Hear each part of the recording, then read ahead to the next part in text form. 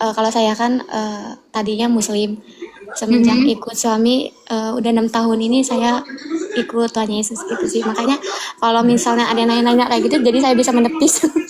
Oh iya iya iya. Tapi kakak itu sekarang udah ikut Yesus karena sudah percaya Yesus atau masih karena suami nih? Sudah percaya sih sebenarnya. Iya itu bukan konsep di dalam Kristen. Jadi ya Bang Ali ya bukan nggak bisa jawab. Karena nggak ada konsep takdir di dalam iman kami. Itu takdir itu sesuatu yang nggak bisa dirubah. Mana ada? Apa yang mustahil bagi Allah? Apa yang mustahil bagi manusia? Itu bisa bagi Allah.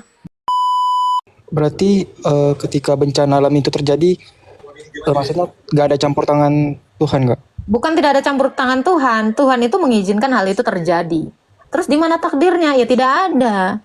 Hal itu boleh terjadi dan diizinkan oleh Tuhan untuk melihat apakah kamu masih mengenal Tuhanmu.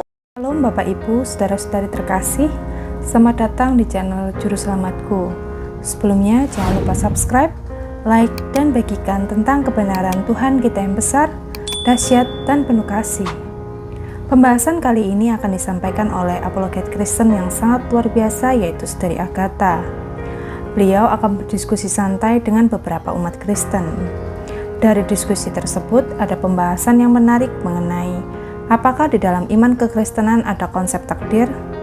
Tanpa panjang lebar, saya ajak Bapak, Ibu, saudara-saudari untuk melihat diskusi yang sangat menarik ini, tentunya menambah wawasan dan menguatkan iman kekristenan kita.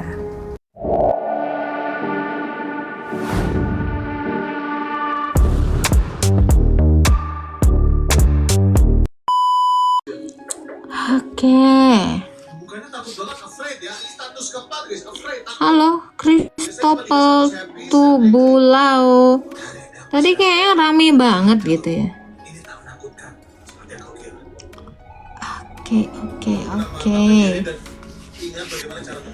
Ya, mulutnya jangan dimerengkan. Kalau nggak dimerengkan gimana mau ngomong? Halo, Kak Cenika Putri. Halo Kak. Ya, saya kan mau bertanya apa Kak Cenika?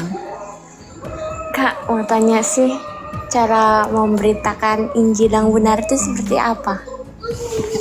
Banyak hal untuk memberitakan Injil yang benar.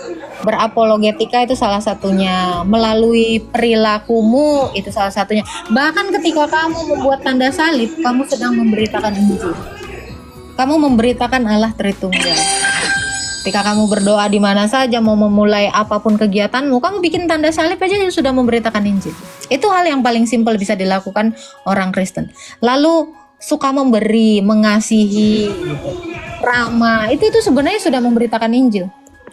Yang paling fundamental ketika kamu melakukan ekaristi di gereja atau perjamuan kudus, kamu sedang memberitakan Injil. Coba baca 1 Korintus 11 ayat 23 sampai 26.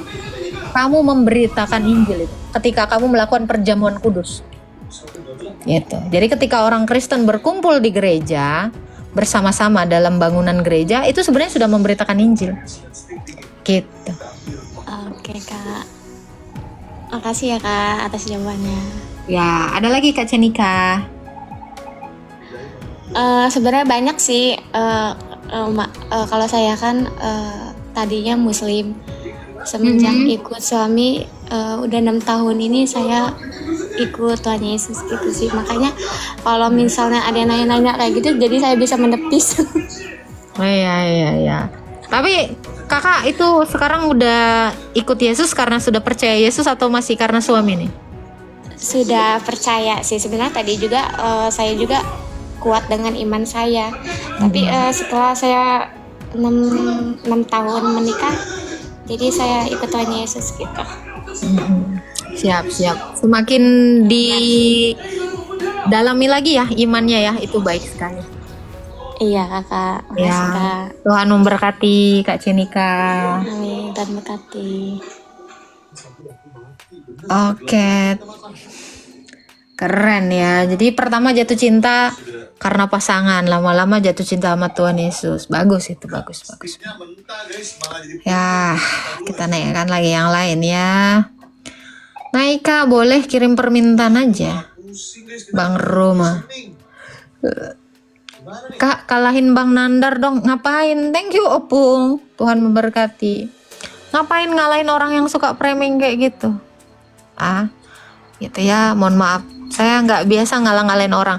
Karena fokus saya adalah membuat semakin banyak orang yang menerima Yesus. Itu sebenarnya poin berapologetika. Bukan mau ngalah-ngalahin. Gitu. Silakan Kak Al.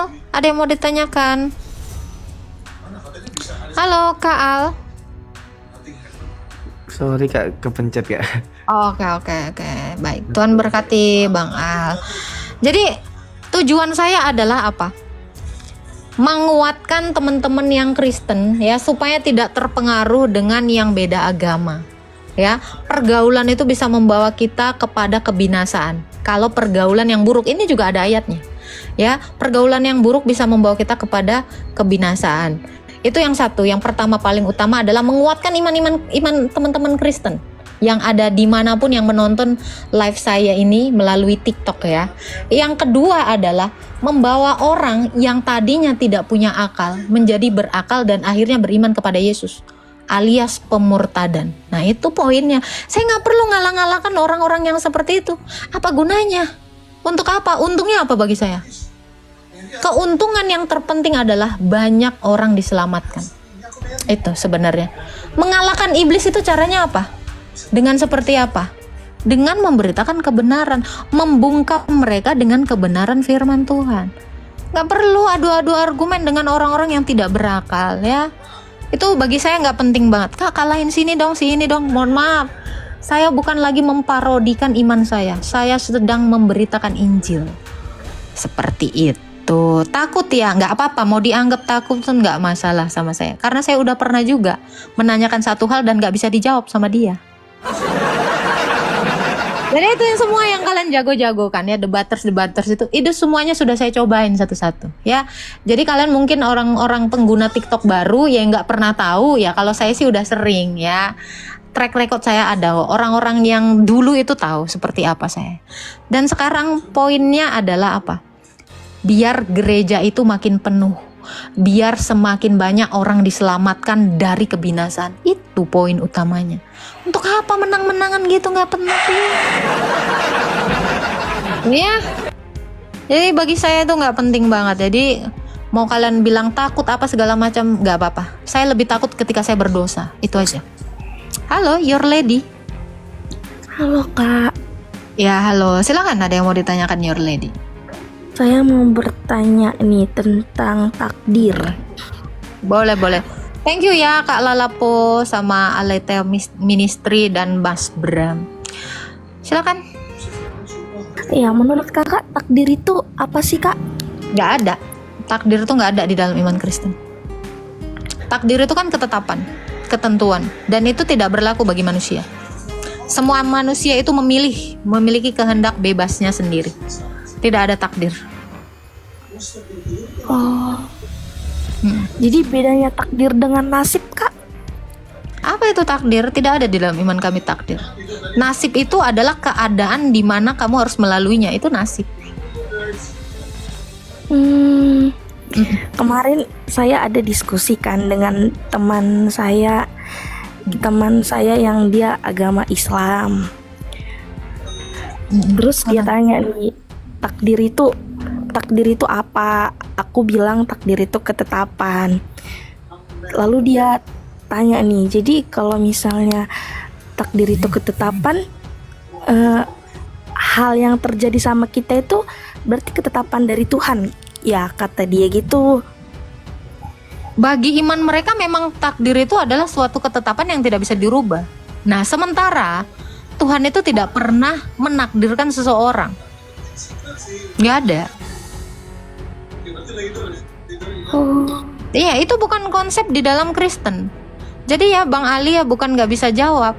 Karena nggak ada konsep takdir di dalam iman kami. Itu takdir itu sesuatu yang nggak bisa dirubah. Mana ada?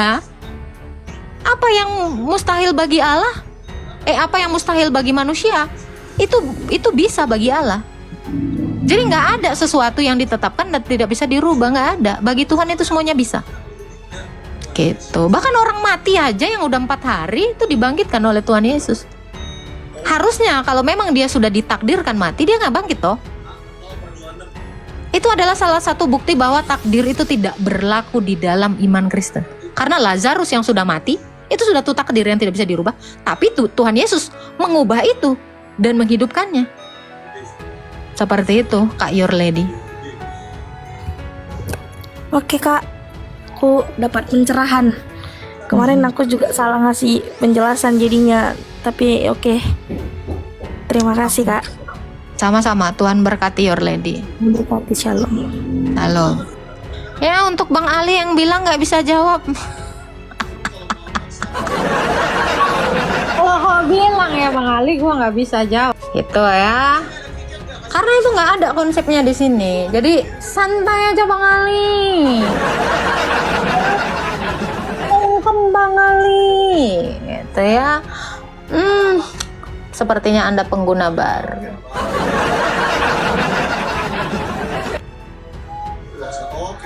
Oke. Sultan enggak nih? Mudah-mudahan Sultan ya. Oke, halo Sultan Ricky. Halo Kak, shalom. Shalom. Kak, tadi kan bicara tentang takdir. Gimana kalau orang yang terkena bencana alam Kak, kayak misalnya tsunami, and then Bencana alam kok dibilang takdir? Bencana alam itu adalah kerusakan alam yang karena manusianya sendiri tidak bisa menjaga alam ini. Gitu. Itu bukan takdir Bang. Itu manusianya aja yang nggak bisa menjaga alam ini dengan baik. Gitu. Kurang berterima kasih terhadap apa yang diberikan Tuhan.